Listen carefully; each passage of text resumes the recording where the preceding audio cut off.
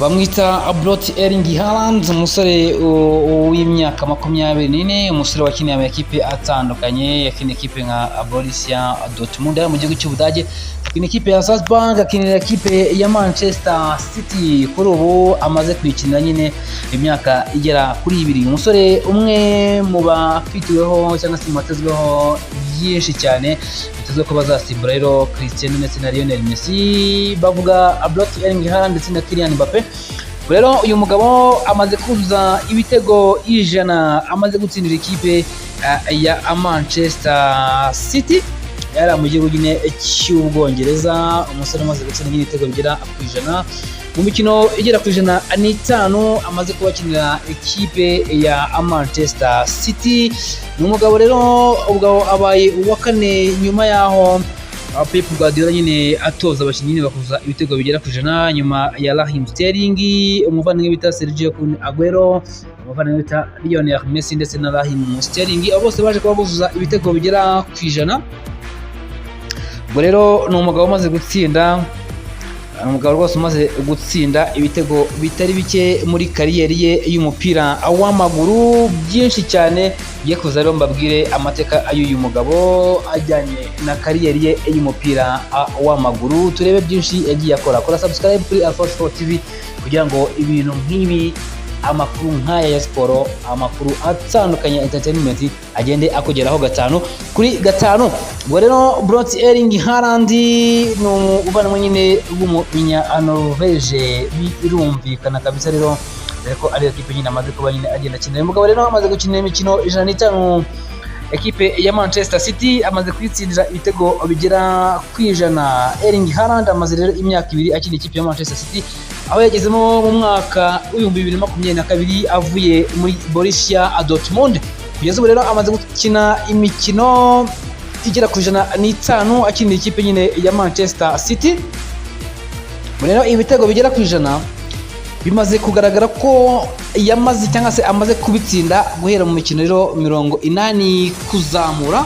Ngo rero kugeza ubu Brot Erling Haaland muri uyu mwaka w'imikino rero amaze gutsinda ikipe ya Manchester City ibitego bigera ku 10 mu mikino 5 rero amaze gukina shampiyona. Birumvikana ko ni umusore uri hejuru cyane. Umusore w'imyaka 24 amaze gutsinda ibitego 235 mu ekipe yakiniye nka Red Bull Salzburg, nka muri ekipe ya Borussia Dortmund ndetse no muri Manchester City. Akaba amaze gutsinda ibitego 32 mu ikipe y'igihugu ye ya Norvege. Bakora rwose n'umusore umaze gukora byinshi bitandukanye. Ubwo rero yavaga mu ikipe ya Borussia Dortmund ajya mu ikipe ya Manchester City.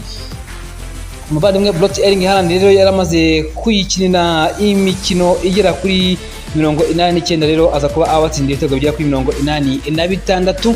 Ubwo kandi kumva ko rwose umugabo yatsinda ibitego bigera ku 100 nabyo ntabwo ari igitangaza mu ikipe nka Manchester City. Rero ubwo rero ku kijyanye no kwiharira ikipe rwose rero agikinira mu ikipe akikina mu ikipe ya Borussia Dortmund, rero ko yaje kuba atsinda ibitego 12 wenyine ekipe ya Leipzig.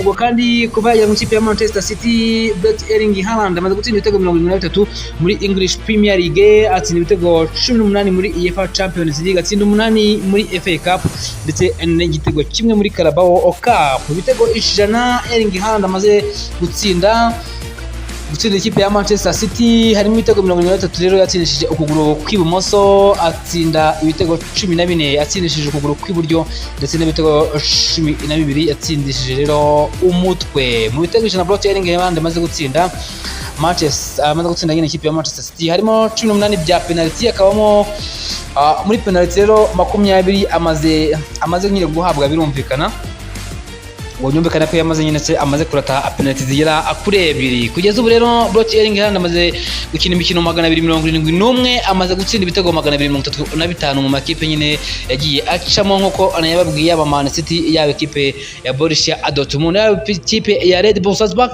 Ubwo rero abavandimwe rero bamaze kuba nyine batsinda ibitego, waba Cristiano Ronaldo yaba Lionel Messi, aba bose bagifite muri imyaka 24 ntawe wigeze rero abasha kuba yatsinda ibitego kabisa. Rero akaba ari nta numwe wabashije kuba nyine atsinda ibitego. Ubwo rero umuvandimwe bita Brot Erling Haaland rwose ubona ko ni umusore uri kwitwara neza, umusore ubona ko rwose rero afitiwe icyizere mu minsi izaza. Ni ukureba se uyu mugabo araza kuba atwara Ballon d'Or nk'uko byitezwe, mu kubireba rero tukareba niba uyu mugabo azabasha kuba nyine agenda agira icyo akora muri rusange.